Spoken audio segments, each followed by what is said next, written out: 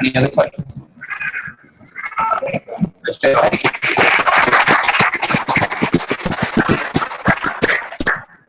Come up here.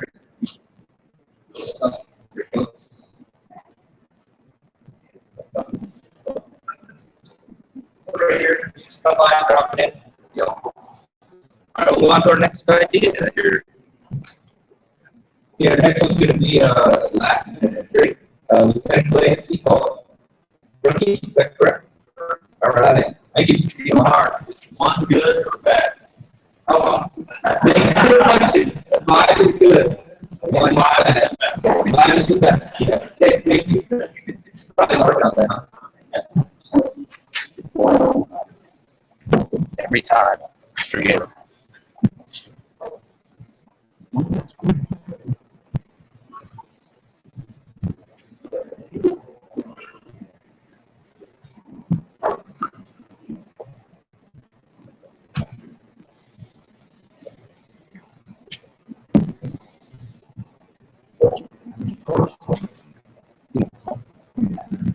Yeah.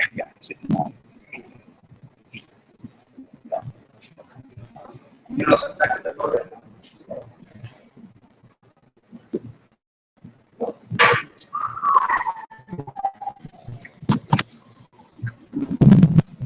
definitely use music technology also on SQL.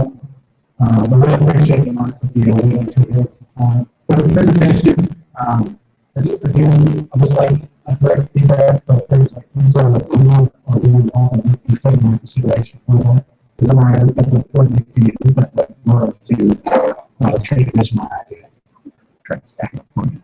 Okay, so today, looking at 60 minutes transition into products. And that's the music concert. That's like this. Okay, so again, let's cover basic style and influence. This has been message and about some of the relevant behind into some of the okay, so the main things so we have a system of high level here to launch and come up with. It's very difficult to have designs and usually time complex. So we need these things of complete focus as more things come around. More consideration, remembering the things you are first to your ground, you have to recognize the pilot, and should so say there's the environmental system, right? There's only and currently, the way that we've been treating is much harder on the job. So, so say, I know most of the programs are and every family is instructed in something like that. As a particular also good business. And so that's what we're going to family is a problem on the show. That's what that comes with. So that's what you're going to do on training sites. You have to put it on the entire year before you have any formal education with this. And then you have to show this. And then you have to hand it's not a plan for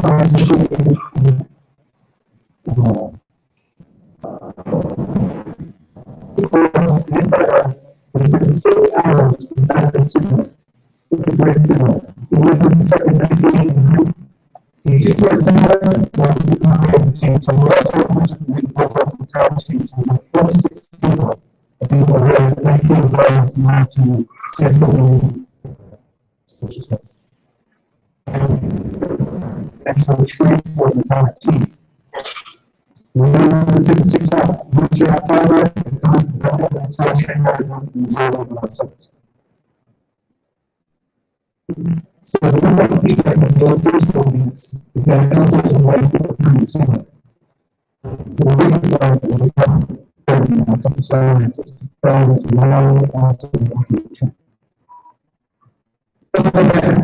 so we used to do this habits. So it's not like we just have a ton of products. So now it's over the panels there. Subsequently, pieces of correction for them. So, what's that in like weekly practice? So, we're plans, and do that.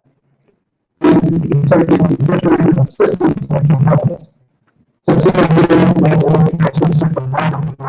So, not getting the thing is important. Also, how far the salary is important as well. So, if we have the ETC hotline, you know, we about 2 big outside of the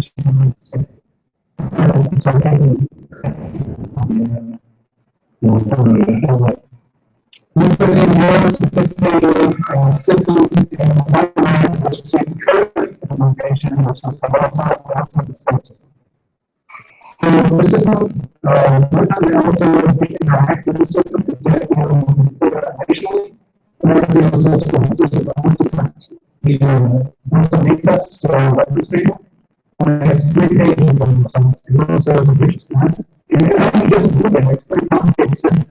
Especially for various options that you can look at. Unless you are operational, organizations are spacing up the CRX account.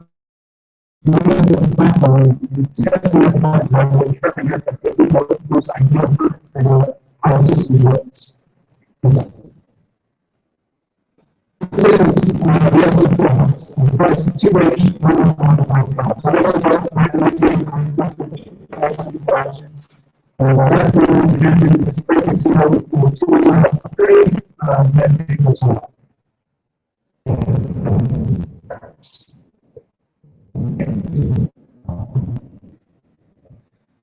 So the major factor is almost 7. The factor is no system being quick balls. And that's so those levels sometimes you like really lack of or that's what we have trees and so just one thing.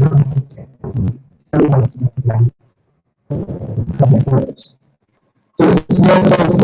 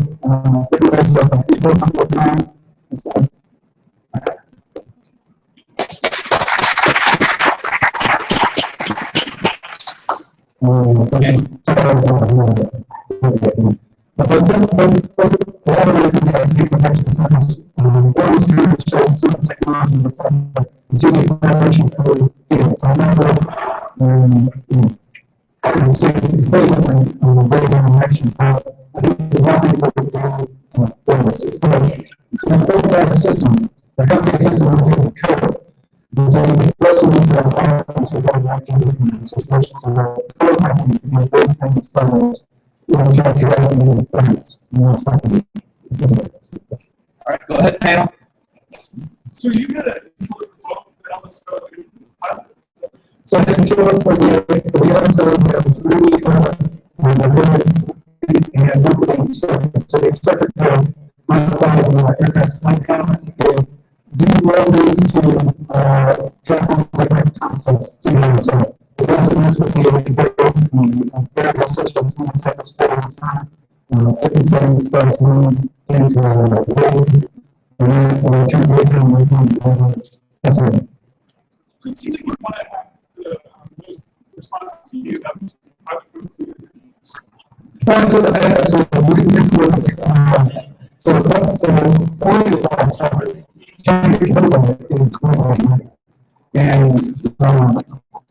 one of the things that we have to say is symptoms as well as unity is not so it shows for example and sort of positions that we see one thing I'm looking at doing so for LSOs, we write down every single task that LSOs do, and we put that in a database. And so, one of the things I'm going to work on now in my free time is taking that database, doing machine learning, and actually be able to do, okay, we have this category of pilot, he's in this position, what's he do next? Okay, he also makes a power call, and he's this skill set experience, what's he likely to do? So, kind of do that sort of thing. that's great work. Thank you. Great job, Lieutenant. One question really is that have you been able to project or estimate the benefit versus the cost? In other words, right today, we have, obviously we don't have a lot of aircraft crashes. We have some, but you project the amount of near misses because of the benefit. And the second part of that is you foresee being able to, you're only doing 1 day now, but are you able to foresee reducing the cost of travel or field time based on using the simulator? So for the first part of the question, I went out to put out an inquiry to determine what in the past 10 years what were the mishaps involved with LSOs and LSOs probably contributing factors. I got that back and put it into my thesis. Basically 108 mishaps in the last 10 years have LSOs some sort of causal factor.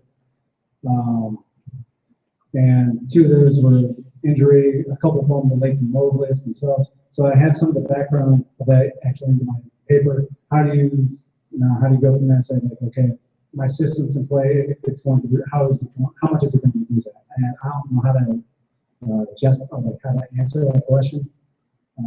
But as far as the giving emission numbers, I do have those. But the second part of your question with travel. So I view this in 2 ways. One, potentially, so we do our squadron individual training, and then we go to Fallon to do training with the experts. I kind of view the LSO in the same model, where you can use this at the squadron level or in the wing level to get everybody standardized. But when you go to LSO school, that's when you get trained by the experts. And one thing that we're able to do now with this sort of technology is the LSO schoolhouse can actually do training distributively.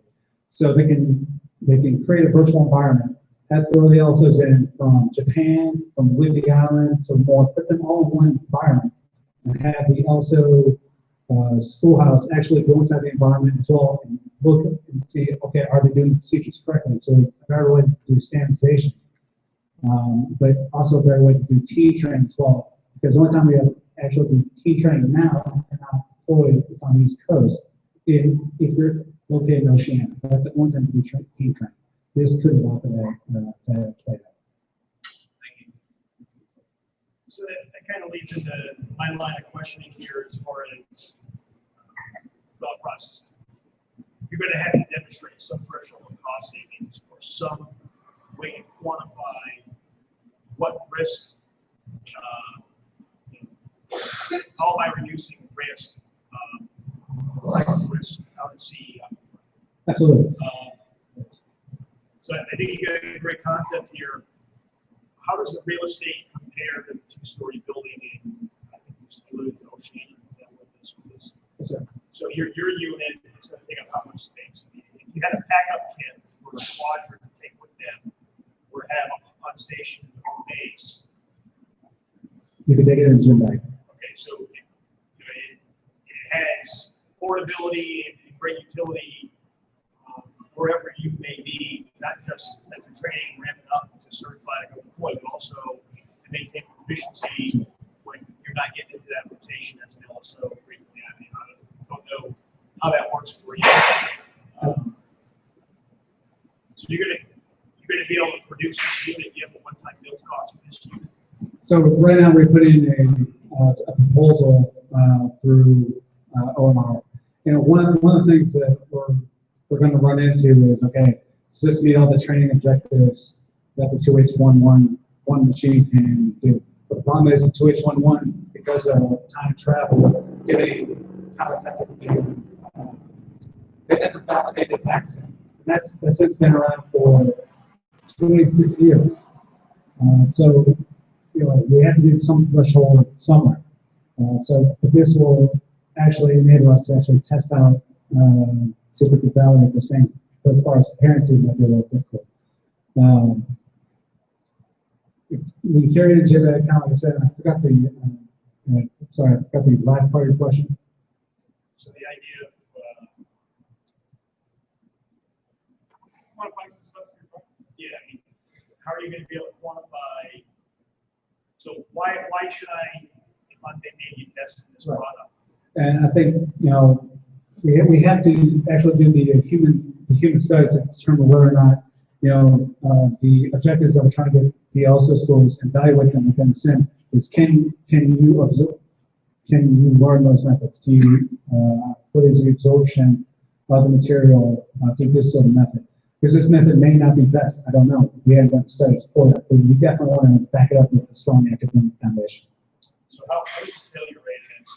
It's the one and only site that certifies you. Oh, it's yeah. Like, if you get to that point, you've been in LSO for a year. And so at that point, it's just more of a way to kind of fill in the gaps of knowledge that you haven't learned through being in the fleet for a year. Thank you. The LH211 gives you a score. Doesn't it? Like you have a aircraft comes in on jack, and you got to do the right stuff, and some guys, these guys have good scores. You talked about the pilots? So, the LSO is I think that's normally the binary. The boss get great on every single pass. And the hard thing with LSOs is how do you grade them, because there's different ways that are correct answers. You know, and how do you actually code that in a way for it? So if I want just an individual to hop in and wave, how can I say whether or not he did a good job? Because there's no predefined path. Every pilot plays differently. There's different techniques is what we use in naval aviation. So there's no correct answer. It's just techniques to get them where you need them to go. How to code that? That's going to be a hard problem to solve. How does the controller translate to like the physical, like what the LSO does? Okay, so what the controller represents, one side of it does the navigation, that's how they go around the 3D environment. The other side is as for the LSO as part of the human system interactions, a couple of different devices that we normally operate with. And so the buttons that they would normally use, so they have different lights that they can actuate. Those buttons are encoded into the controller, as well as Mobilis. So Mobilis is a rig that we operate like this to do roughly the same amount with the controller through the horizontal axis of the buttons. Okay, any other questions? All right.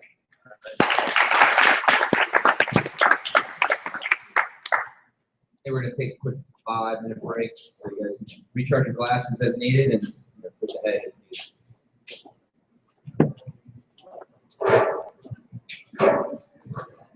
You're doing great. Thank you. So I thought you just said you're going to buy me beer.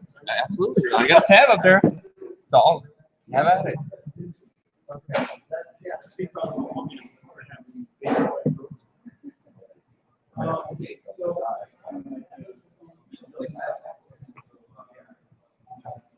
You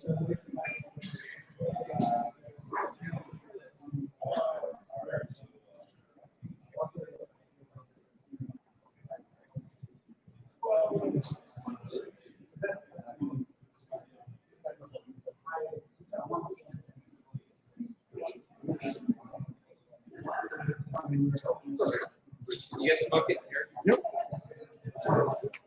Don't forget to stir your cup. Thank you.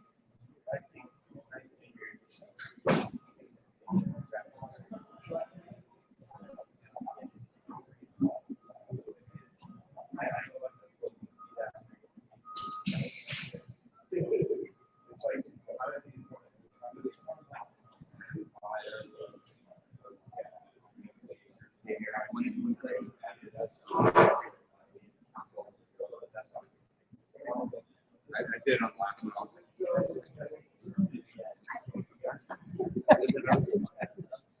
yeah, when I deleted it, I jumped up. I was like, okay,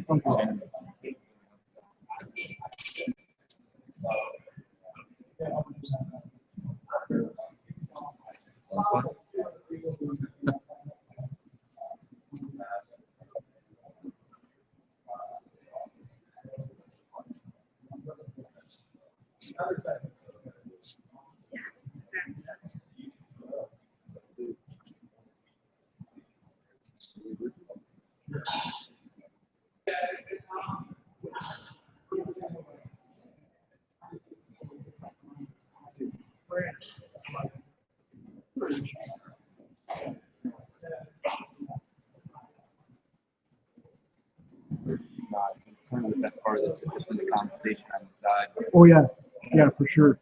That's the real, that's the real. I mean, the hardest part is really ideas to somebody to go, yeah, let's make that. Or at least, you know, okay, this is what I want to do with it. The connections are everything. Yeah.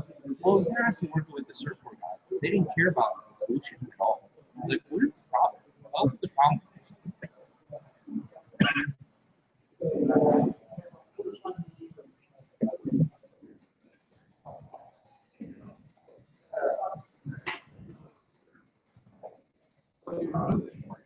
This is my first one. Yeah, so I helped out pretty. I've been voluntold. No. This is all on the side. So there's no hierarchy here. So I've been involved in the second event, which is really like the first kind of waterfront event. And then How often are you doing that? once a quarter. Now that I'm on shore duty, I couldn't really get involved when I was on the ship at the time. I didn't have time. So yeah. So I've been. So I got time to do it now.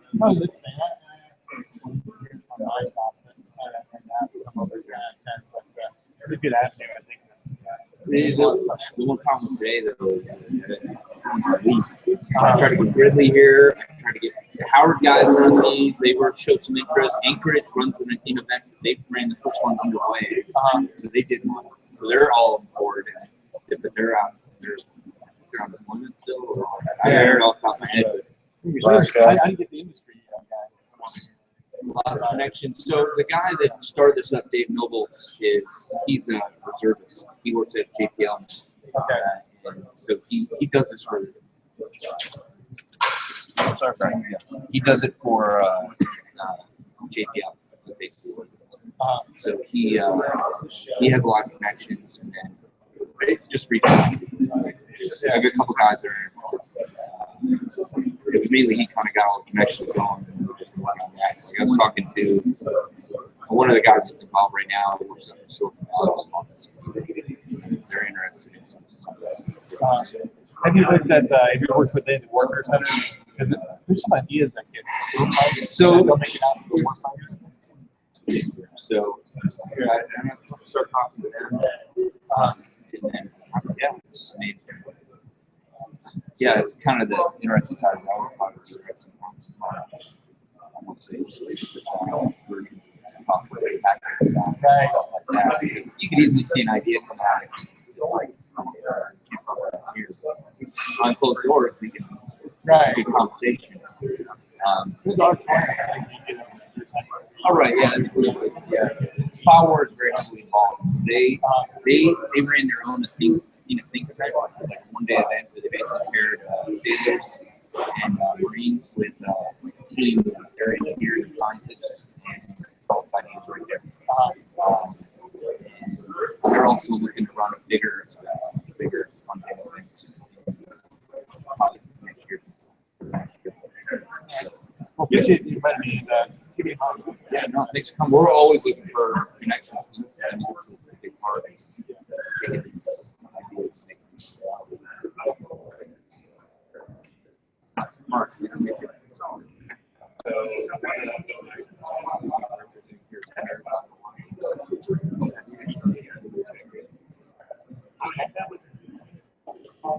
Guys thinking about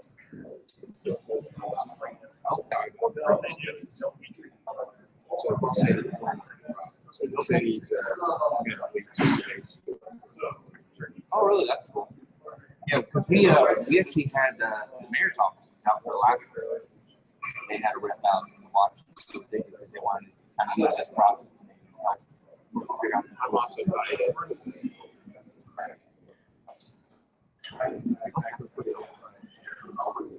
Oh, really? Oh, cool. same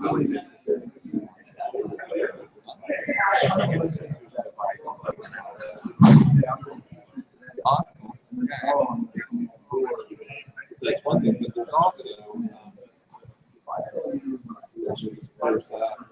we also have about 50 outlets. Okay. So they've got stuff.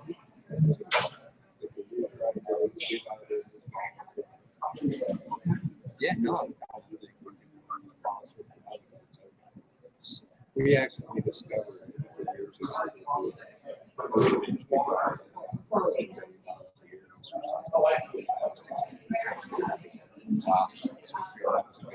Yeah,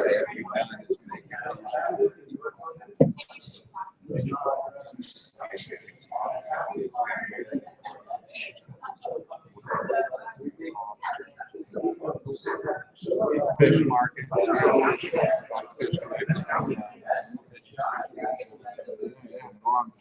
When was the last time that was happening in San Diego? I wonder. I said, when was the last time that was happening in San Diego? I wonder. Now it's every weekend. Yeah. Probably not since the 1980s. Like, Well, they couldn't cost us so much. It was cheaper to sell it.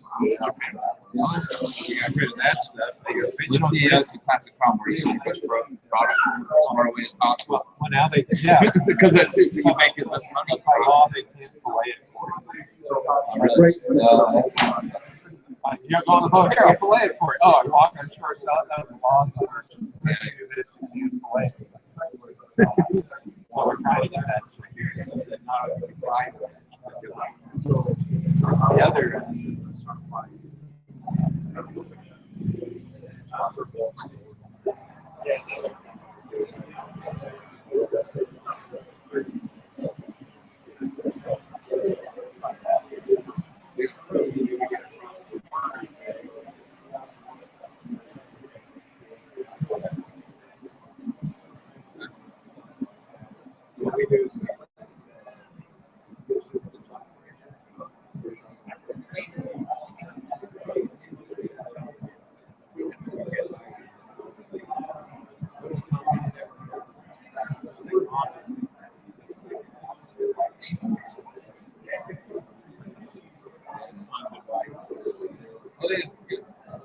Well, I mean, the most interesting thing in the biggest challenge this is one big thing.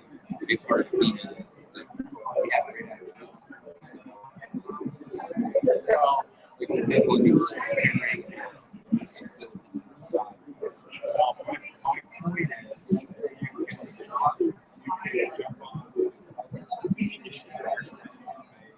oh, yeah.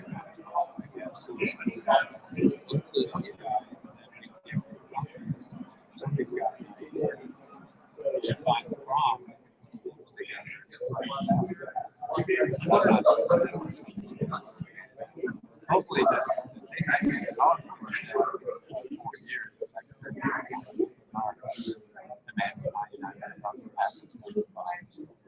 just say same thing. But when we walk out of there,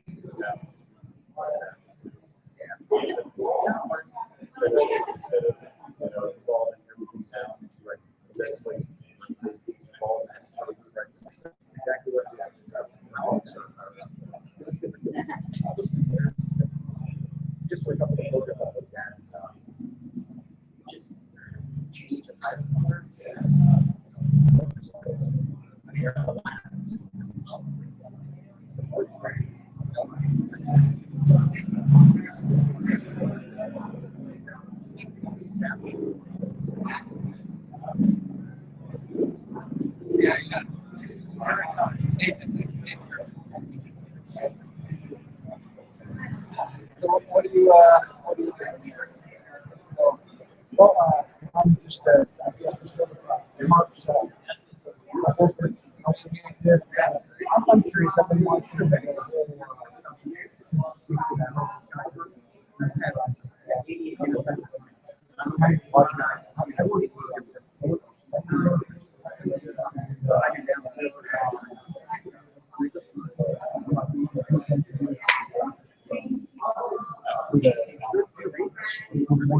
All right, we're going to go ahead and get started with the second phase here.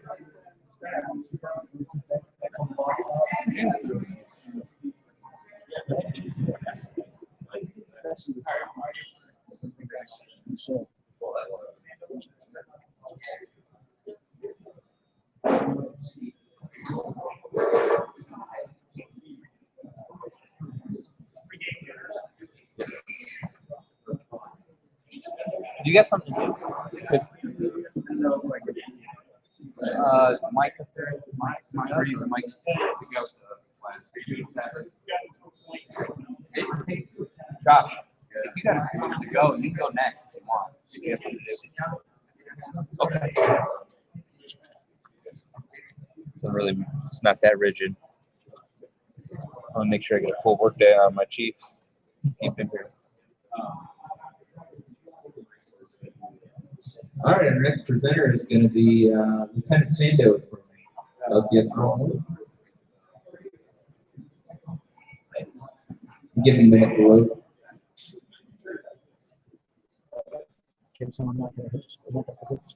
Yeah, I know. Well, he said he would be quick.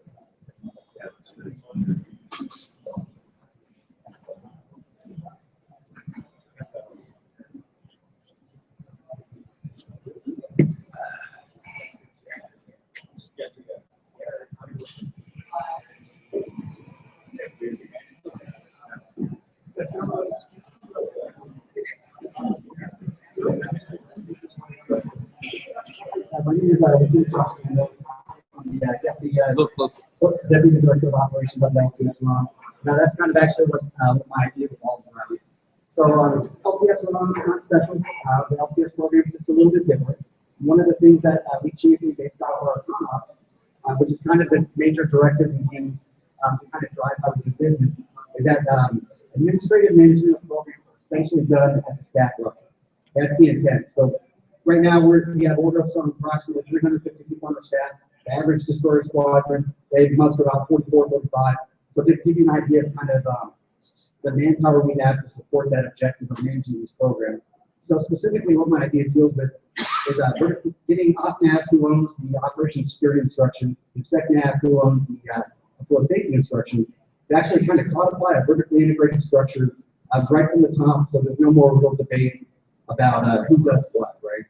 So essentially, in the status quo, the guy that actually we rely on to accomplish mission sets and accomplish our objectives is basically being forced to do all the research, come up with all the ideas, and basically we have all these fragmented, inconsistent programs all over the fleet. And what I'm specifically going to talk about is what we did at LCS RON, which is an organization with 88 units, 3,000 sailors, and how we can scale this basically to the big Navy level and have OpNav and SecNav kind of drive this stuff down. Because as we're going to talk about, this stuff is actually very smart. There's a lot of really interesting benefits that happen when you drive this information right from the top. So just for some background, the reason why this matters is because writing is essential, right? So Admiral Locklear, who used to be PACOM during his Senate Armed Service Committee testimony earlier this year, all he talked about the problems with PACOM are ratings, right? So huge area of water, lots of countries, lots of problems. If you can drop that, please. We don't need that at this point. So basically, it's minimizing. And so basically, Locklear is talking about ratings, right? And so when that gets driven down to the next subordinate unit from PACOM up to PACOM, right? So in our case, that's CNSP. And one of Vice Admiral Rodden's initiative right now is warfighting first, right? So we prioritize the mission sets and we get guys that ready for the ministerial. And one of the great things that I can put out is the warfighting CO3 specifically talked about safety and all the major benefits, right? So to give you a scale of the problem, basically fiscal year 14 to 15, we had about 1,400 mishaps, cost about $12 million worldwide.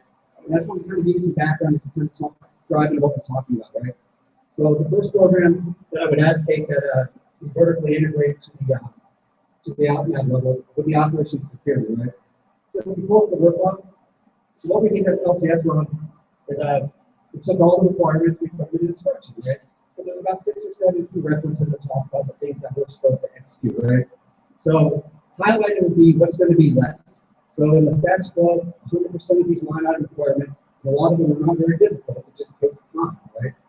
So 100% of those requirements get turned down to the guy in the deck, right? The kind of relying on the work body is we'd rather have him doing stuff like this, right? So in the vertical construct, you have what's called a program manager, who typically would be the operations officer, kind of lieutenant commanding type guy. And we would have program coordinators who are E6 and above below him, right? So an amazing thing happens when you take a guy on the staff, which every unit in the Navy has a staff they report to. You put that program manager somewhere on the staff, and you make that operations officer on the deck place the program coordinator. The old program coordinators, the program coordinator's assistant, essentially driving this up. 74% of the line item requirements instantly go away overnight, just by reshuffling the program, right? And so here's the best part about it: 100% of the 74% that goes up to the staff level, they should already be doing.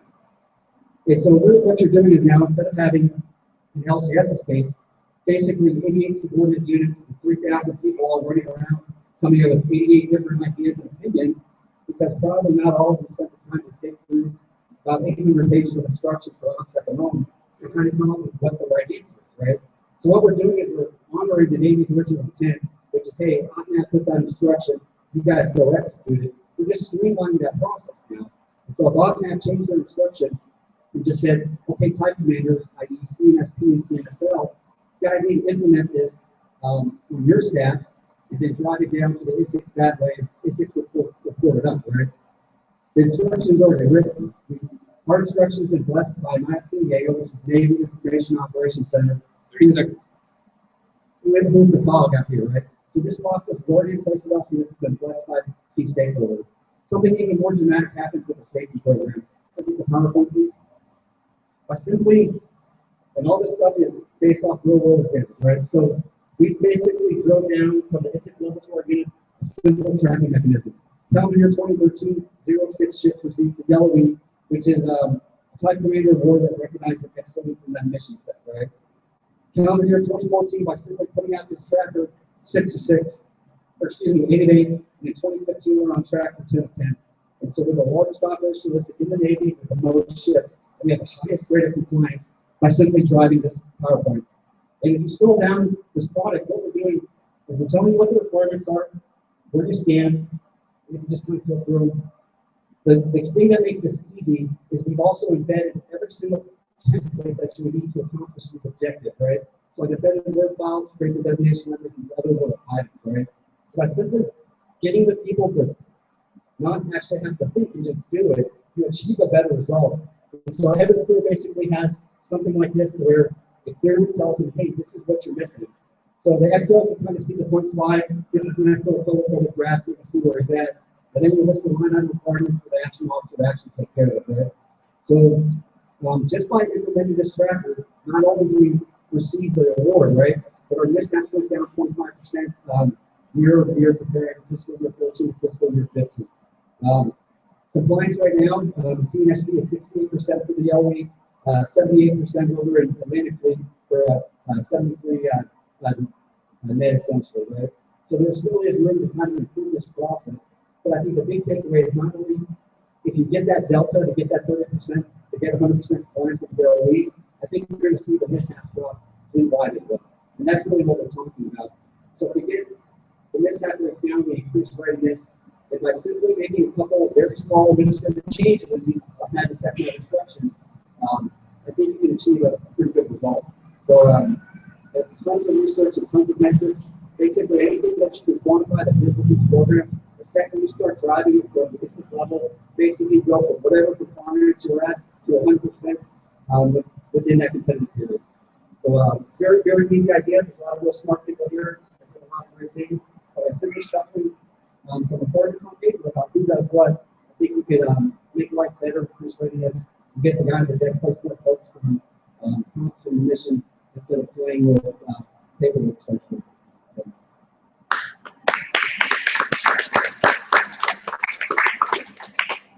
Panel? This is also published somewhere so that everybody can see how they're doing compared to the other ships. So they get some sort of effectiveness.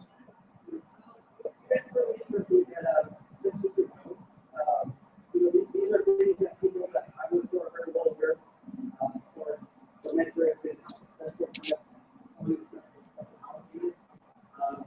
What's really interesting is that CNSP that kind of in mind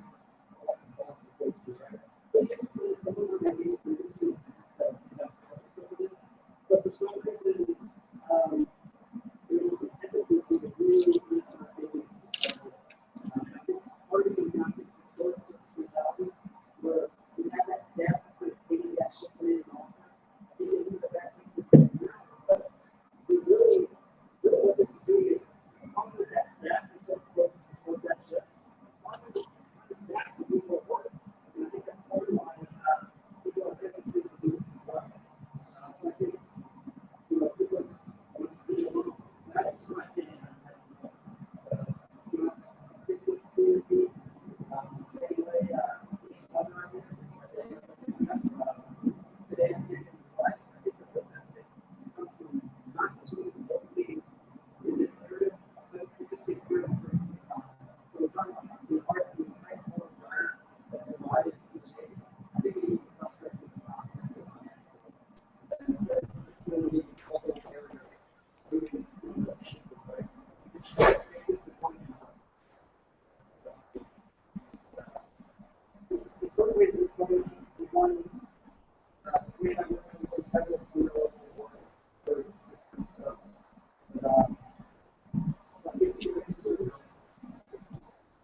So if you have this folder and you compare it people and you find them with time each other and see how long they have been tested.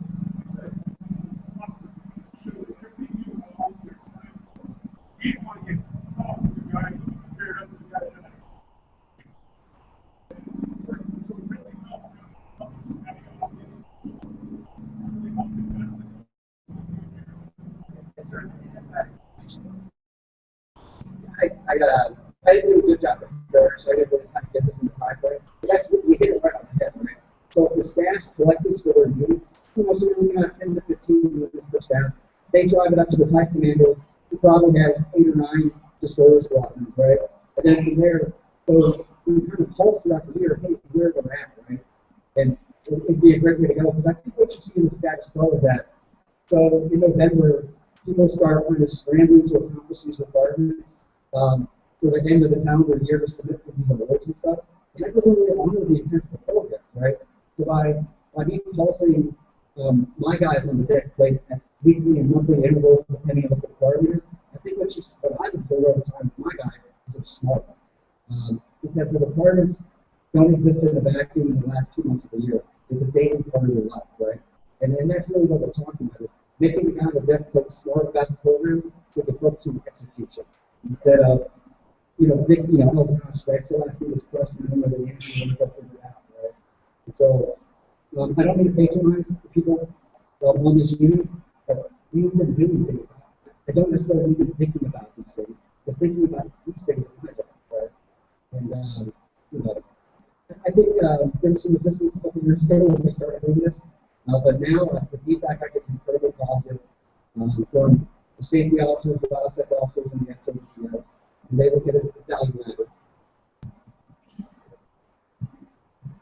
So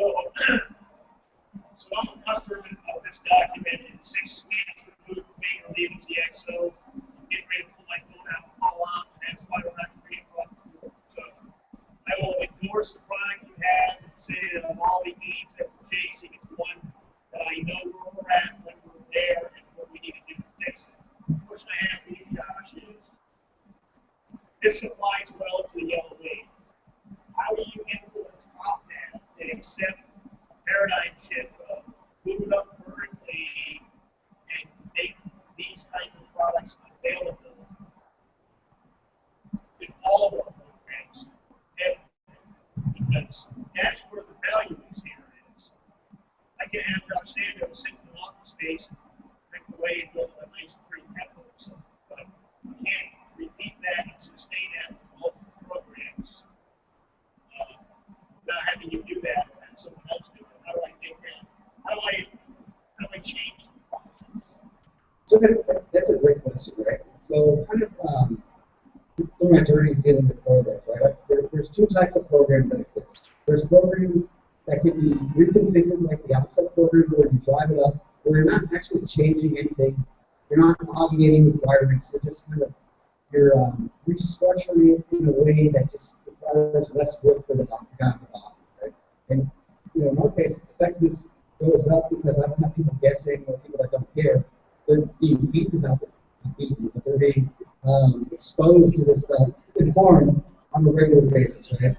So there's programs that can be reconfigured, and then kind of I think what you're going to look for is then there's programs like safety that I can do it for you. I can't satisfy those requirements with integrity without shift force involvement, essentially, right?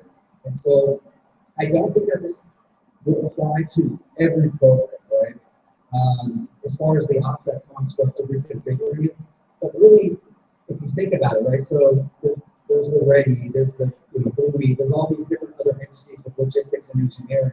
It all doesn't have to fall on one person. This is something I do, on the side, right? And I think that you'll find that, like with the yellow, with the safety construct, right? So there's a guy on the staff that collects information from the units. There's a guy in the, tech commander level that collects it from the desert line. Then there's a guy, Big Baby, that collects it from CNSP and CNSL. I think it's really feasible. I think the key, though, is you have to have people committed to it. And I think the way you get that is by changing the hot nav and set nav instructions. Hot nav for op security and then set nav for safety. You'll give people a choice. And then that way, at the end of the day, the safety center is the guy that's going to get those reports from CNSP and CNSL. And there's other different entities for the program. And I think you just culturally change the mentality to kind of match that with service fleet. I think the aviation community doesn't have a standing job of this stuff. I think in the service fleet, we're hesitant to go there, but I don't feel that this is a bridge too far when you talk about driving this right from the top and having some entity that is applicable, really kind of collected at the end of the day, right? So for the guy at the top, he's essentially getting 2 windows. From there, you can just push that, right? So I think the option implementation is easy. very written instructions, I sit down and read through into the hot map section I've over in the day. I think that the change is just getting somebody who might go out here, to get somebody with enough juice at the hot map section I've over and say, hey, this really makes sense. And then all these other benefits that come from it, specifically with readiness, getting the guy at the deck that focusing on what's important. Are you suggesting having a database for administrative actions, like somebody designated as your offset officer? You just go in and update that, then somebody doesn't have to come out and inspect them and ask them that kind of. No, sir. Really, what you're talking about, inspections, everything in the status quo, that all remains the same. Really, what this is, it's essentially a tool to provide leadership. Hey, this is the current status of my unit. This is the current status of the ships under me as a Des 1 guy. Hey, I'm seeing SP Actual. This is the status of my Des 1s, right? I think that'd be outside the scope of this. Really, what we're doing is talking about driving the requirements on a regular basis to actually satisfy these programs with integrity, essentially, right? I'm almost embarrassed to be here because this idea is so simple. I mean, it's literally like a PowerPoint that gets emailed out to people. But why I am here, though, is because the quantifiable metrics that we've observed, for example, in the calendar year 2013, before we're doing this, the motorcycle training courses, right? So somebody here in position, well aware of how important it is for these guys to get those courses. We went from 37% compliance to 100% compliance in 2 months by just informing the XOs that, hey, by the way, your guys need this course, right? ORM training went from 0 to now we satisfy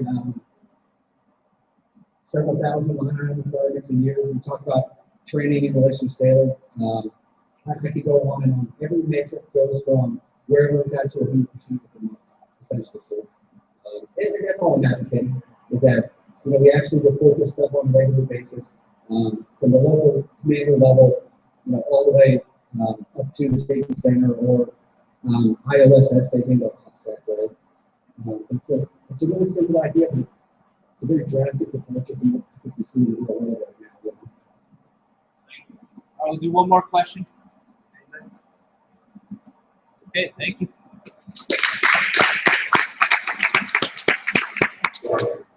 Okay, we'll roll right into our next presenter. Make sure to get your votes into the bucket. Chief Fitzpatrick for the Surface Ship Corps. Quite an alliteration.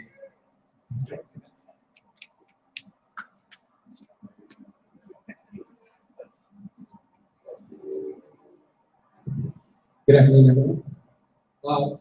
So essentially, my goal was to appeal to a specific audience today. We're talking about surface fleet, surface navy, specifically about standing important. When you think about it, it affects everyone from your most junior officers to your most junior enlisted sailor. The one thing about being on a ship that is probably one of the most asinine responsibilities that we have is standing duty. Everyone kind of dreads standing in for duty at some point in their career. It affects us all. And so the goal today was, what if I could tell you there's a way? I believe that we could actually, let's transform our way of thinking. Let's in a sense, evolve in how we attack this problem. I use the word problem. It's not really a problem, but how we man our ships in port.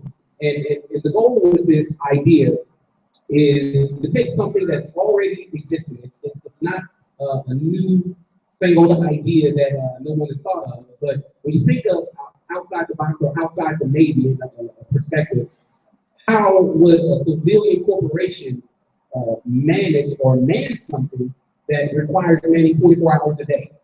They don't make their personnel man it, for 24 hours every 3 days or 6 days or 4 days, however, whatever your duty section responsibilities come out to be. But we would work shifts, okay? And so it's a very simple idea in a sense, because if you look at what the premise behind a duty section is, those of us that have served on ships, what's the purpose behind that duty section? That duty section is supposed to have the the minimum personnel required to operate all equipment, to get the ship underway, to take care of every need, combat any casualty, whatever's supposed to happen within that 24-hour period, should be managed by that duty section. Well, if you look at from a legacy point of view, there's an LCS model as well, but from a legacy point of view, most ships usually have a minimum 6 duty sections. And that's the normal operations. You deploy and you have special requirements, ATFP, whatever the case, you'll drop down to 3 sections or 4 sections, whatever the case is. When you think about the manning that is provided with that 3 section duty, you're able to man whatever rotations need to be manned. You're able to do whatever work needs to be done. So if you thought of that duty section not as a duty section, but as a shift, you have all the necessary leadership provided by that duty section to manage whatever work tasks need to be managed, to combat any casualties, or whatever the case may be. So instead of us spending 24-hour duty every 3 days, 4 days, whatever the case may be, how about we took that duty section and made them a shift that was responsible for managing the ship, managing those watches, doing whatever work was needed for that time period for an 8-hour shift. So overlapping 8-hour shifts. 8 hours, yes, there would be some level of overlap, so that there would be turnover. But the goal here is to take the concept of the duty section that has what should be the necessary personnel to manage whatever ship operations that are necessary within that ship. It's ultimately what you're getting from it. Everyone that's been on the ship, you see a POD that's jam-packed from 7 minutes to 1600 each day, with everybody trying to get their plug-in, their meetings, their training. But essentially, not trying to jam everything within that 8-hour workday, but you're now able to work more efficiently. Productivity goes up because there's work going on 24/7. You're not restricted to 07 1600. So instead of us trying to utilize just duty section to manage everything that needs to happen, we can work with shifts. And I know it seems like a far cry, a concept that seems unmanageable, but it has promise. I only have 5 minutes today. There was a lot of things that I wanted to show in the presentation, but I knew I wouldn't be able to show it in that 5 minutes. But it's it's a very promising idea. And like I mentioned before, there is an LCS concept. Understanding that within LCS, minimally manned ships, it seems like that's impossible. I've served on an LCS platform, and I know what that's like, what that entails. But with that idea, we're talking about instead of allowing your all-full crews to do their training, their all-full time in the building, you would essentially bring your crews together while the ship is in port to facilitate this. There's a lot that goes into a lot of detail. I'm not going to jump the weeds now, but there is an actual idea that allows this concept to work for LCS as well. So basically, the overall summary is that when we stand to gain from it, yes, productivity. I believe most people, because once again, you're not minimizing what can be done in a workday, what you consider an 8-hour workday. Now, things are going 7 days a week, 24 hours a day. More rapid. Sailors sometimes beat down because of that same old routine, standing duty, 24-hour duty every 4 to 6 days, where that wears down the person. And this allows everyone to go home every day. This is great, to have that piece of normal life that we sometimes go without while we're on CB. So basically, that's it in a nutshell. My 5 minutes I have left. Question.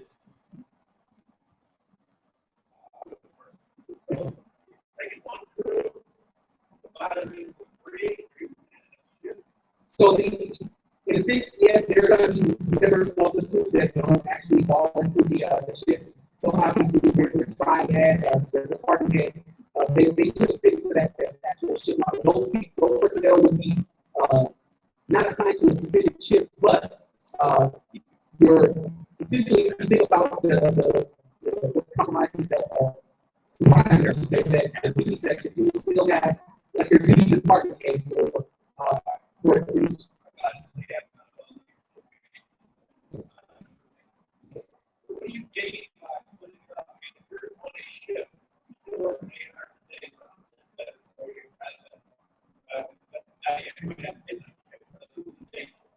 or you're so the great question. What do you gain from it? You gain the ability to have that normal, like you're going home every day. You're not, for example, three-section duty. Those of us that have been doing three-section rotation for a long period of time become kind of robotic. Every 3 days, you spend 24 hours on the ship. So this eliminates that. You get to go home every day. Essentially, what you're getting from that personal point of view. Now that in the model, there's the model with us on times and how you actually rotate those shifts. There's always a leadership challenge because you have sailors that have childcare issues or can't work the night shift or whatever.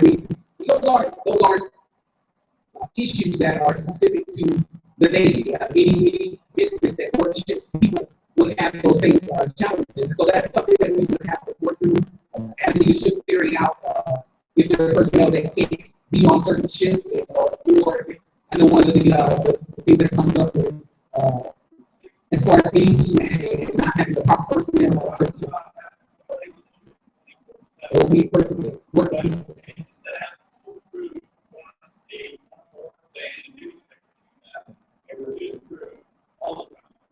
All the time. So basically, yes, your 3-year section will rotate throughout the different shifts throughout the day.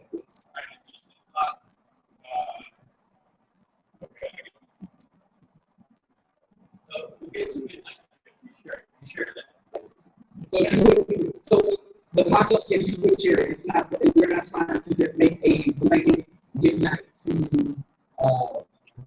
zero whatever. The work that we do essentially look at a circadian rotation that benefits not only the sailors' personal lives, but it keeps them in the rhythm that they're getting the proper amount of rest each day. They're not tired. All that is taken into consideration.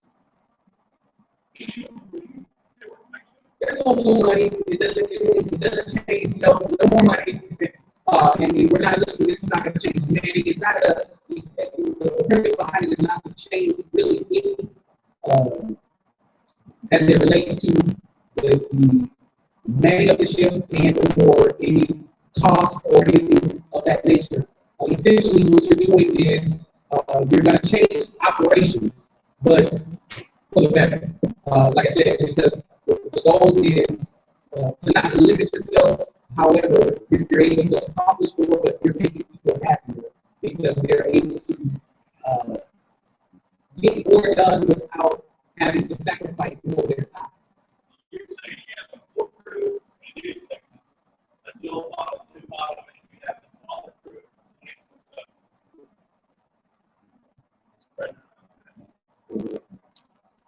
Great question. It's a model that, yes, a lot of the aviation community has already done it. It's in place. As a matter of fact, I've been a part of a ship that actually tried it out.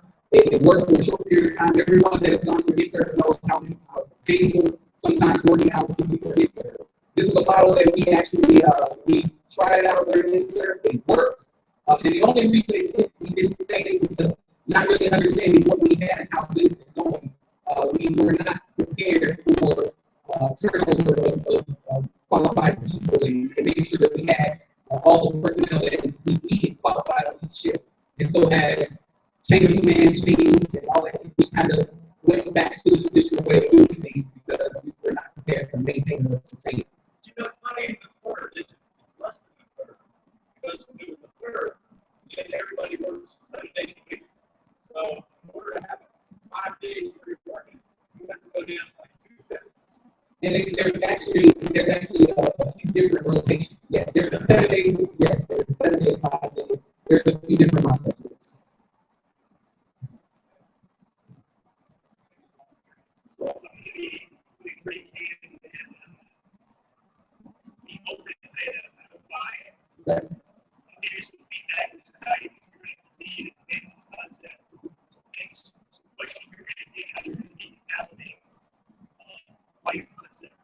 So as a kid, my dad and my mom moved to the last time.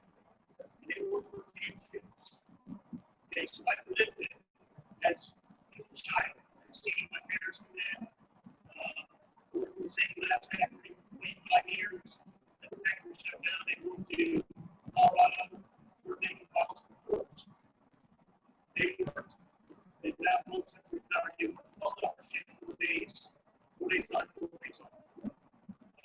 Significantly better for much less taxing on their body and environment than spend a week on first shift, spend a week on second shift, spend a week on third shift. So you have to be sensitive to how you make that rotation and allow the impacts you have and the climate impacts you have as it pertains to child care and people. Absolutely. You're all people. You're not going to be home much for the first shift. So there'll be a lot of baseball games. Productivity. Something you need to be sensitive to. When do I conduct the evolutions that I must conduct with the CEO's office?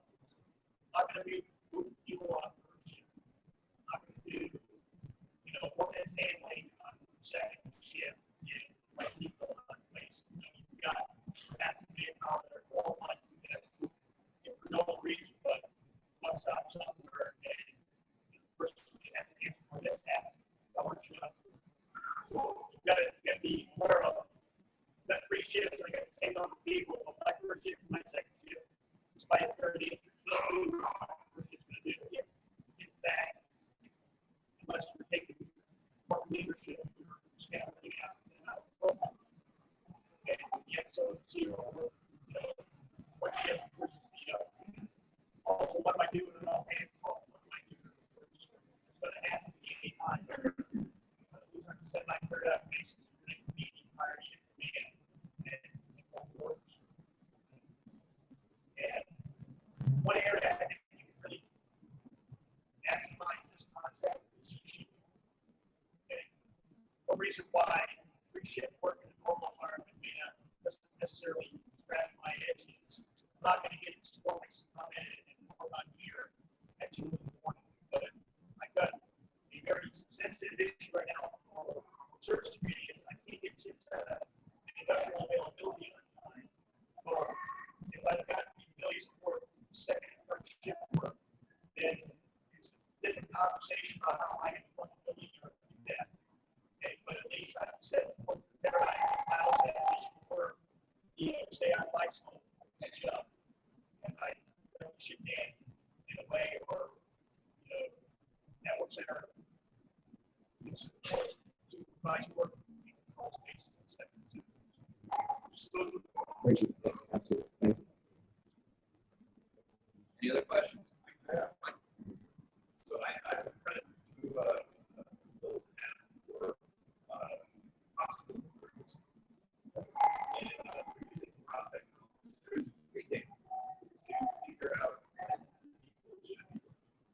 so there's a big effort in the hospital community to figure out what we can keep your cardiologist because data tells me that cardiologists actually set in this area.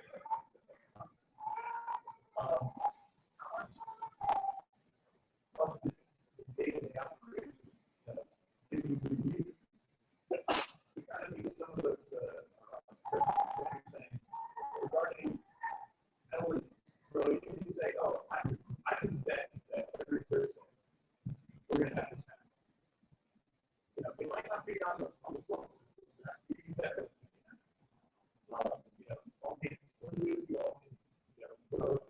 Yes, there are certain evolutions that are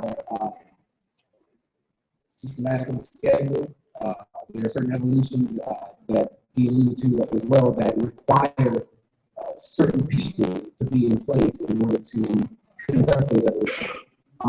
Once again, it's all about it's a communication piece within the command that make sure that obviously when we create these shifts, the balancing of the right personnel on each shift, making sure that you have coverage as far as its qualifications or requirements for necessary personnel to be in place. All those things have to be looked at on a constant basis to make sure that the right people are there at the right time for whatever evolution requires their skill sets. As far as cardiologists or like the specific type of data that certain things, certain people that maybe needed, that's nothing that I've actually come across in the studies that as it relates to shipboard rating specialists or whatnot. But definitely we are looking at making sure that you have the people in place that are required for any given evolution throughout that 24-hour day. So each shift will have that necessary representation. But I hope that answers the question. Thank you.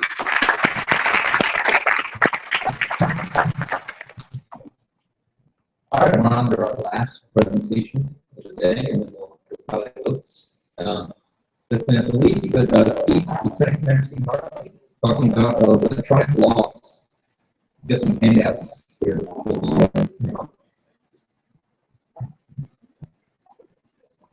But yeah, make sure you pass those. And I'll put one plug. We have a category over there that if you haven't signed, it's kind of a guest log, so I can send you emails if you know what's going on with Athena.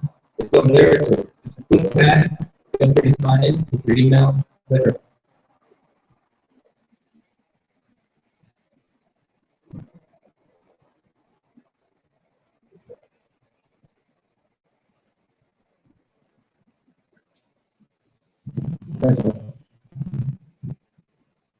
So I came here today not with a product or a solution, but more a proposal for a problem that I see throughout the fleet.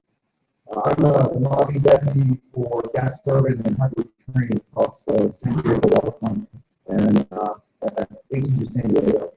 And I see a pretty common problem across the fleet that we have with the negatively impacts and affects our readiness standards and our readiness conditions across the world. And to kind of bring up something that Mike was talking about, the solution to this really is collaboration. And how do we collaborate when it comes down to equipment and how the equipment runs and how the equipment operates on a day-to-day basis on the ships out in the waterfront here and out in the ocean? Well, really what it boils down to is training analysis. And how we transition throughout the Navy from the first sheet that is the whole standard law for an air conditioning plant. The watch standard we go down every hour and take readings on that piece of machinery, write them down. That watch standard would be responsible for, if anything was out of parameters, you'd circle it and print it, take it out to the senior, the watch supervisor, they would figure out exactly what the condition of problem was, using trick manuals and that type of thing. And they figure out the problem and solution. And there was a whole chain of command, a whole chain of events that happened anytime something was out of parameters that would eventually lead to a building failure. And also with that, you could use those logs to predict out failure rates. You would see that temperature slowly creeping up, and even if it wasn't out of parameters at that point in time, you would see it creep up degree by degree by degree, and you could enact to put in a job for an outside activity or the parts. You had the time to really make the change to prevent that piece of machinery from failing before that. Now we transition to, with the smarter ships that come out, we transition to other methods of data training and data analysis with machinery. The follow-on sheet on there is from LTS-1 class. It's the material rating report. So what happens now is the watch standards in the spaces don't even see that. That data gets uploaded directly from that piece of machinery. It goes out to NAVC. NAVC does what they do to it. They train analysis it, and then they send an email back. Well, the problem with that And my question for this is, I was the chief engineer on US Stream. The boy, that email was sitting in my inbox. It comes in once a week. And at the time, we were getting ready for an unwrap. We were doing CNX retail that day. I only had 8 engineers total. And it sat in my inbox. And what I missed on that was the fact that we had a varying temperature that was slowly increasing, and I needed to check my oil filters and do a couple of other things with that. So we've gone from a crew performance where it's just the crew looking at stuff. And if you have a good crew, they catch things. If you have a bad crew, sometimes they miss things and equipment breaks. To the crew having absolutely no input into it and getting emails back telling them what to do. But where's the collaboration? And the answer is that there isn't. So what we need to do, and my proposal, is that we develop a website, a web application that brings all of these pieces together. So what we have to do is we have to take the data, the true hardcore data coming from these machinery and the sensors and stuff like that on the machinery. It would get uploaded into this web application. The web application would restore it and lay it out in that standard school log formats where the ship scores could actually read it. That's been the most effective method of ship scores doing data analysis with logs or like that. And it also incorporates and allows the NAPC folks to be able to look at the piece of machinery and to do their training analysis. So really what I'm looking for, I'm trying to push is a way to collaborate all of these different entities and organizations to come together to be able to affect positive change to machinery reliability on the fleet. There's another piece of this too. It seems like the more advanced we get in our machinery, the more we struggle with this. I was doing training and I was at the land-based trainer on the PTG 1000 systems. Their answer for this is that they have an extra watch standard who's not accounted for in their manning partner or their manning doctrine. Sits at the computer and he pulls up the data reading and manually transfers that reading to the paper log. And that's what he does. That's what that watch station does 24 hours a day while they're away. And this is PTG 1000. So there has to be a way to kind of collaborate and put the points together on this. The other thing that we can do is create a web-based application. We can also bring in the OEM. The OEM could have the ability to log on and to look at this stuff and to make recommendations to Navy and within their own equipment and practices, their own feedback practices, to make changes that will affect positive reliability on the fleet. And all we're talking about doing really is coming up with a website similar to that we already have. We have EDFS. And EDFS is a log-on website that you log into and you have the ability to submit things on there or submit equipment issues in that system that then gets forwarded out to NAPC, in some instances to OEM, to the local technical authorities across the board, and everybody has the ability to log back into that and to input what they think or how that problem should be addressed, or whether the ship should continue to operate that piece of machinery after this. So again, I don't really have a product for just an idea, and my purpose here is to pitch that out to the website and developers, really to kind of help make this come to fruition. There are a few problems with this idea. It has to be replicated both short-side and seaside. And that's something that I don't think we've ever done a really good job. I believe we haven't tried this implementation. How do I log onto the system and see input in the data that I need to input it into, and then that gets sent on the short file. And now I'm out to sea, out away from any kind of connectivity. 30 seconds. And I think the answer to that is attached to it.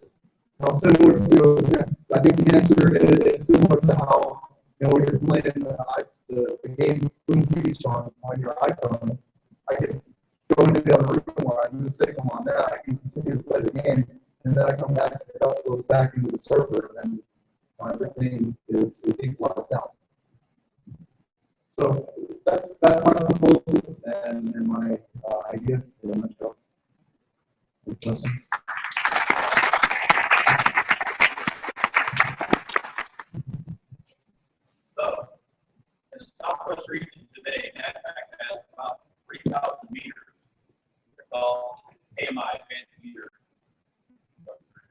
idea was we're going to install these meters all over the region rather than send somebody out, conserve energy or water, whatever we're going to send back to control our installations, our buildings by the installation. And we're going there eventually. The problem we have is accreditation on NCI. So you're talking wireless, but it's the same kind of problem. And the challenge is being able to transfer that information securely and consistently without China being able to take control of your ship, your main people. And that's kind of where we are today. That's a great idea.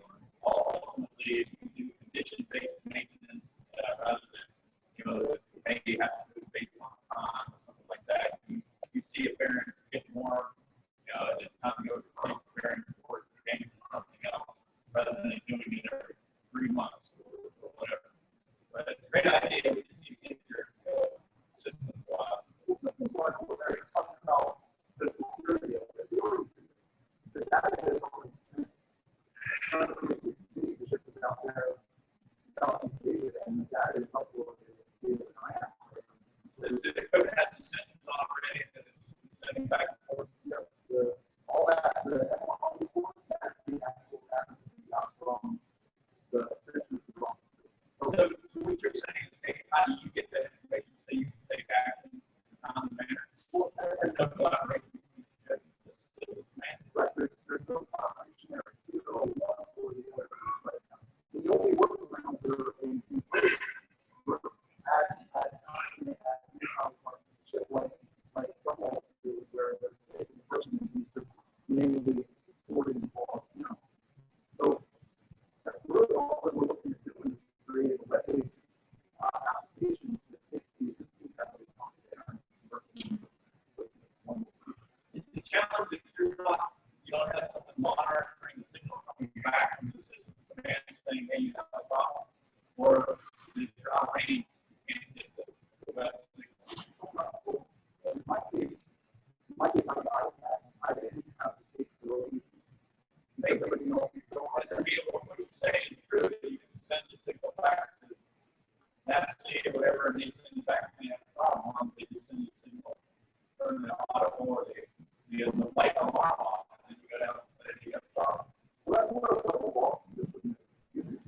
And the IaaS system is counting is more sense.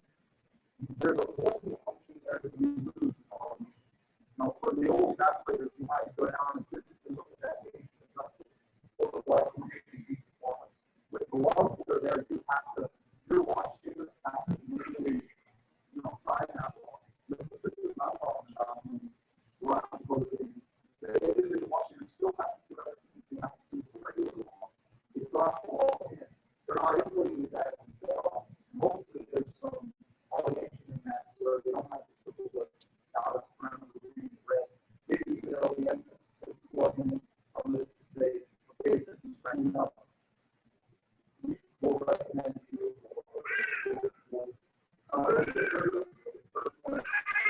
It should work the names. But it's still that coverage point. We don't know what now. But then again, the driving factor is using the old school on clear line at the end of every watch, it's the time. At the end of every hour, stays the time. It's just all electronically populated.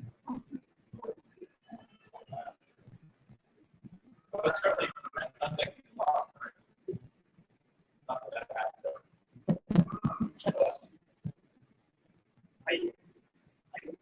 old enough to know what it was like to design the ASN part of copy law and not to be a process. So I guess CCS or CCS is that's just have a vision for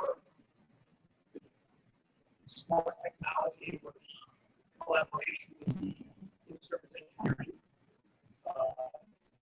Which is possible that you could say, hey, money back in you to say you need to do X, Y, or Z. You need to be specific or hey, coming up on a critical change. You need requisition. You have a vision for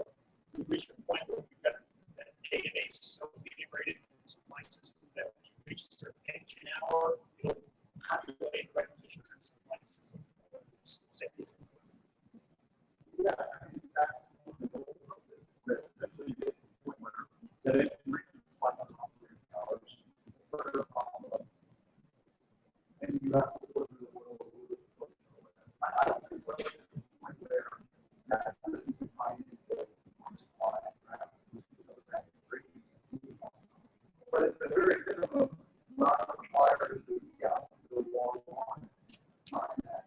There will be another supplement that secret.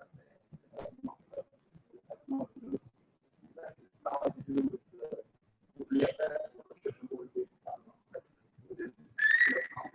so I would log on to the out and I would see that secret saying, hey, you know, check your but yeah, it's that collaborative piece of having more than just one group, one page, one group of personnel looking at every institution, right? You run into issues where just one personnel means something that's missing. In my case, it was $1.2 million finishing down last week. Which is the issue.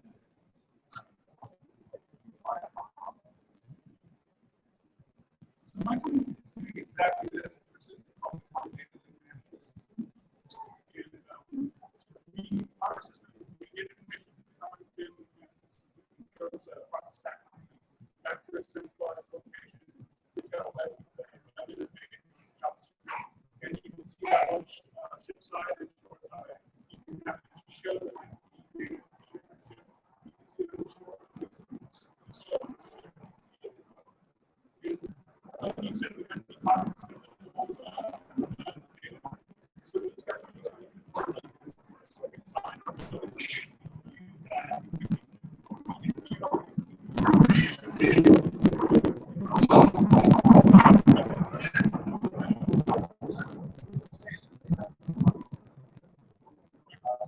Right now,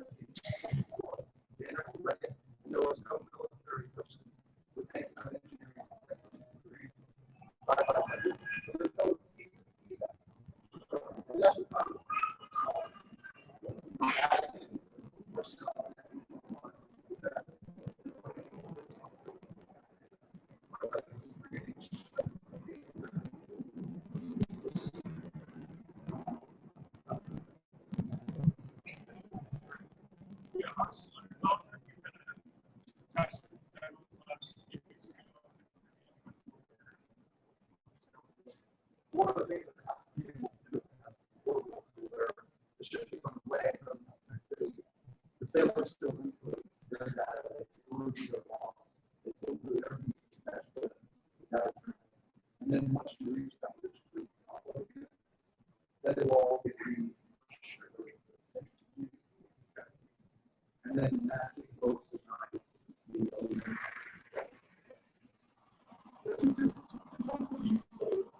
When you're changing,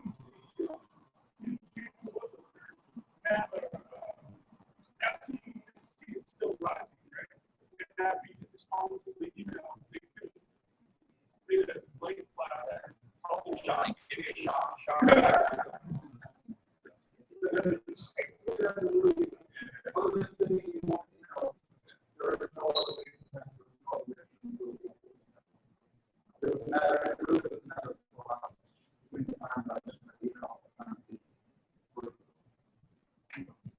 There's another example of that too. You look in the last 2 years, we've had 6 major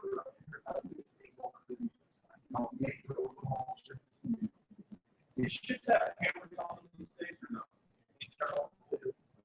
in fact, we're shifting, as we go to the you don't see a reduction here, see something.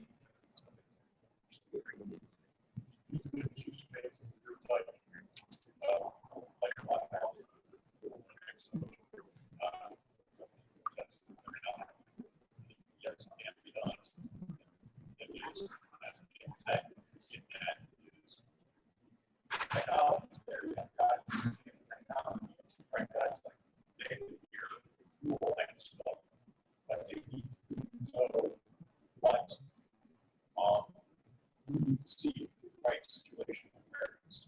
That's probably the agricultural problems. You're still waiting to catch the need.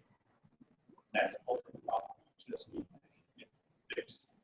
Besides that, it's got to be leadership up there. I guess like your things spread it out. You got to have the people to walk, right? But you process your thought. That's watching you. That's just every hour watching, looking at that data, you know, and you watch, you're having someone validate that. That's very good point. That's you know, just sort of look at the data, functioning, get EPA, you know, all the way short side. You guys have to have that, right? So that all done, you should have to the conversation. Away is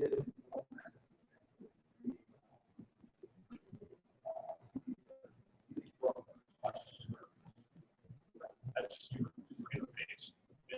But you don't have this good conversation all the time, right? 10 years, it's really great stuff, you know, and they probably have great ideas how to use civilization. Some things, you know, I would say maybe, right?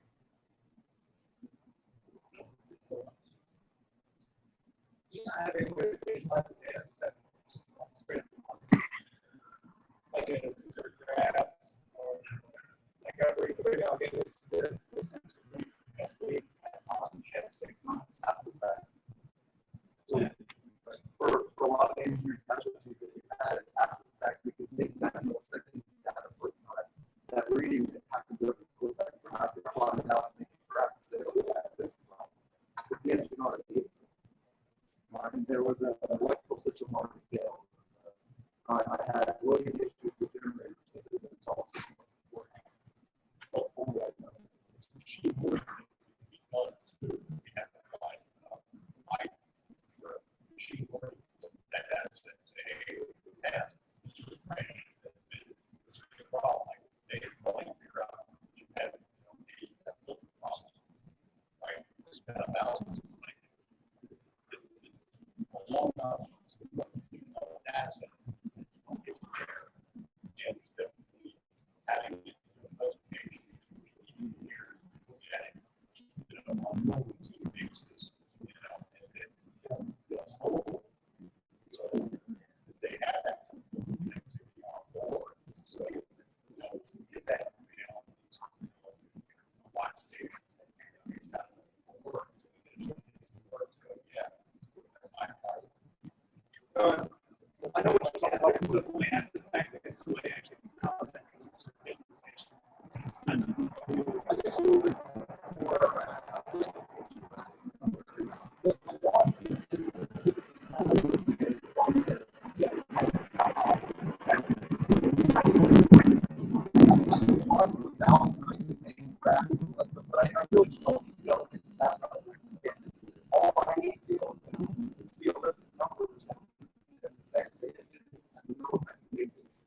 on an hourly basis at all costs. I think it's pretty good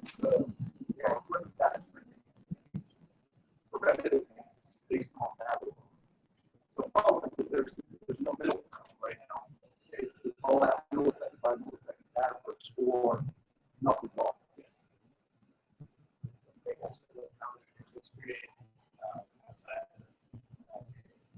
Is to have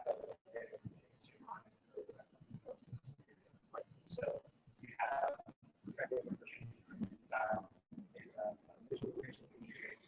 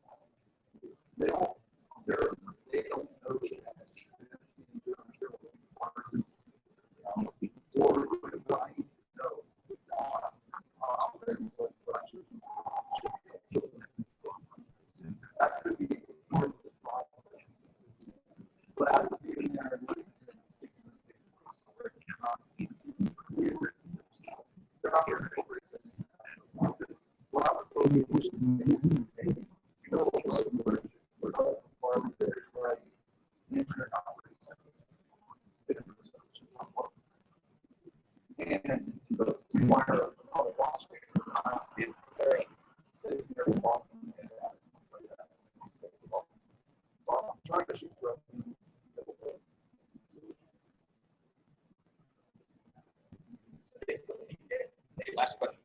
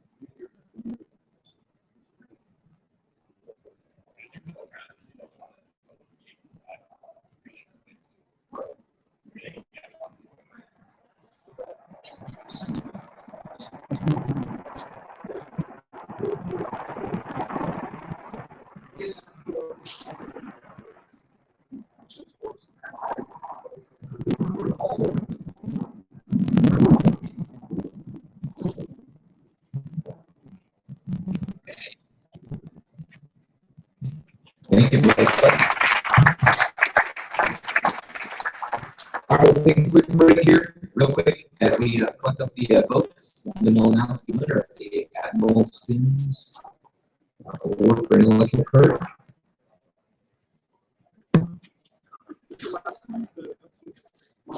Yeah, we'll get your. This is the one that just spoke. Okay. Yeah, we'll get that. 10 minutes. Yeah, I know. I said 1500, so yeah, you're at 3. Thanks, man.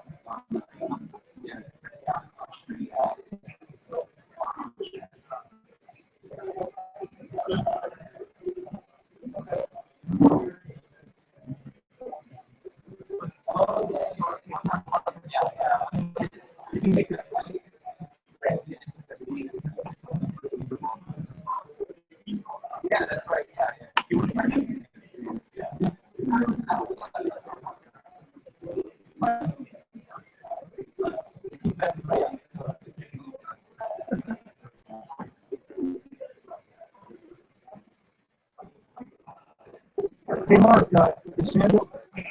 Sandal was the safety guy? Yeah. He's pulling the score down a little bit. I really want my D1 to win. Not that I'm hard over, but I like when the junior guys win.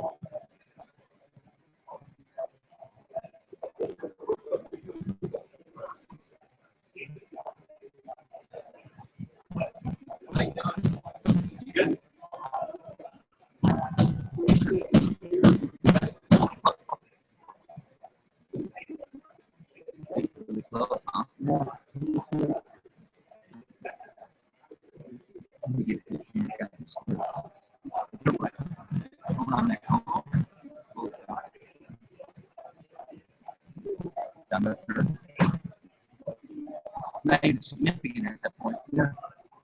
Wow. Oh, I'll ask people now.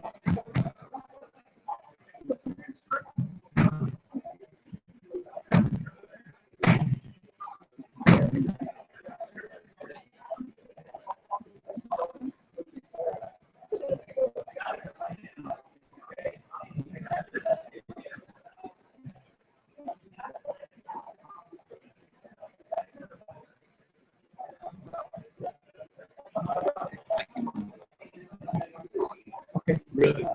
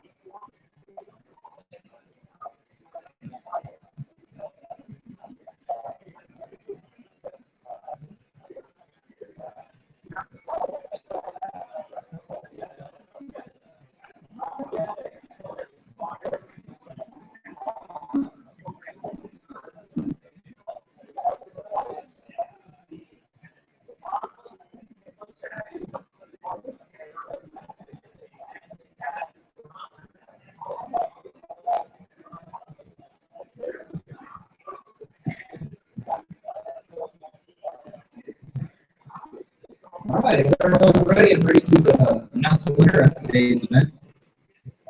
Want to gather around? Well, whenever you guys are ready.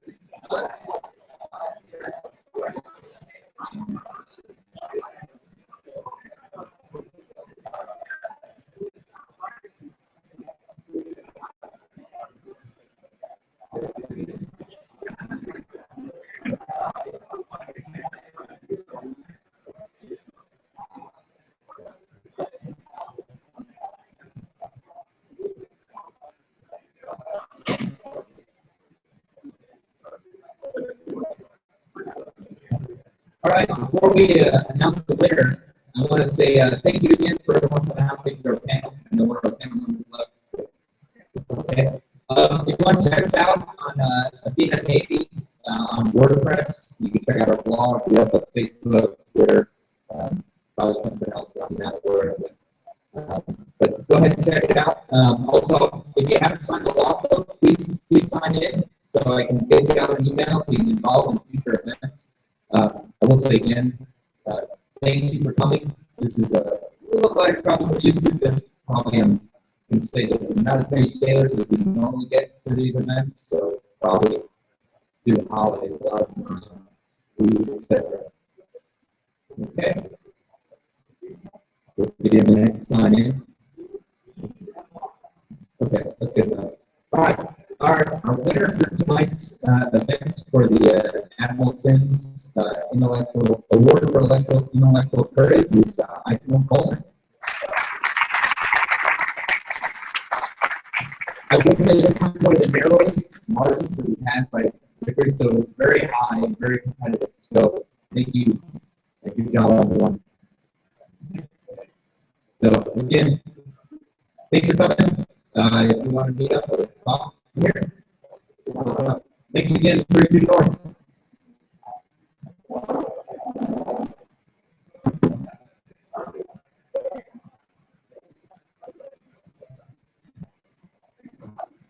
It's the highest score. So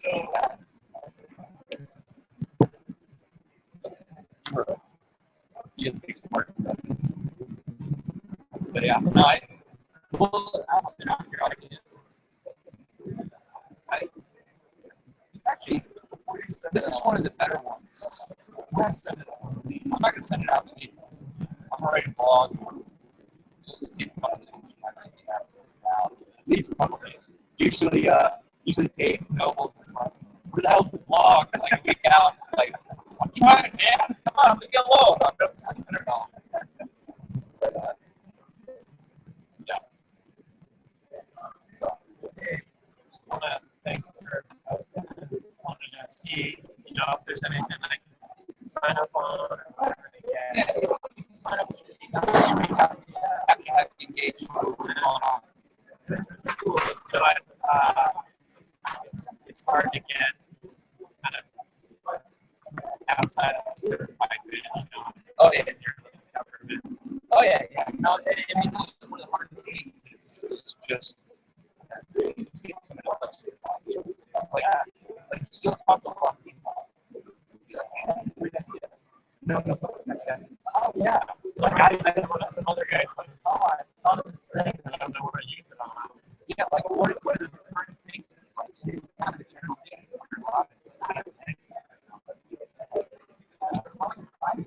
All sorts of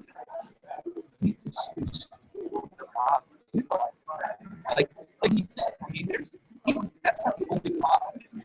Steve was talking about. That's not the only thing. We literally have to consider computers.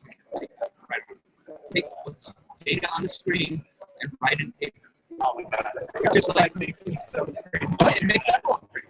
I would argue that there's a whole generation of division officers that are heading out based on that fact. Or at least, yeah, I'm taking it like personal vendetta.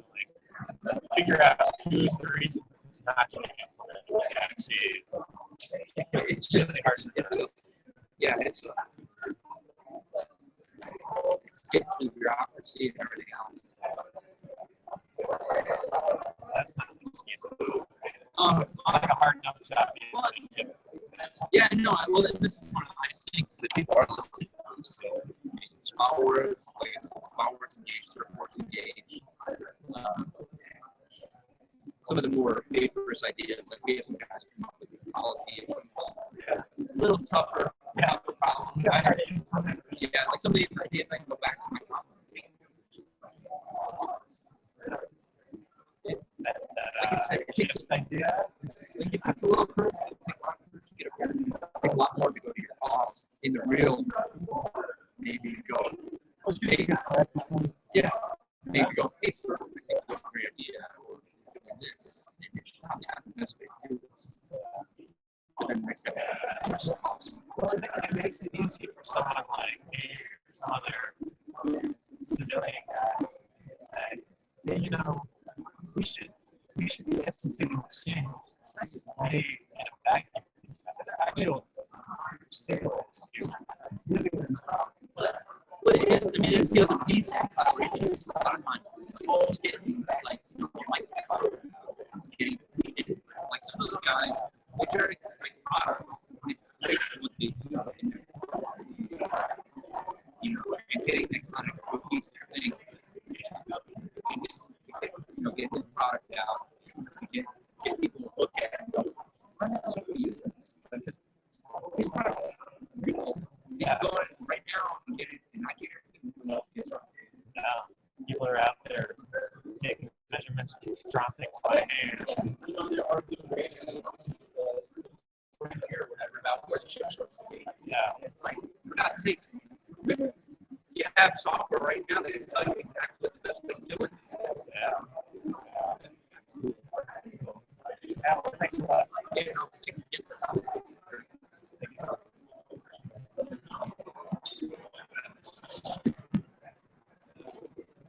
Yeah, I tried real hard to get like an actual prize. Not to take a commission, or like the last one we had the makers place. It's pretty cool. A year membership. And they're basically like they're like you go we have a certain press you can use and a welding tool and stuff.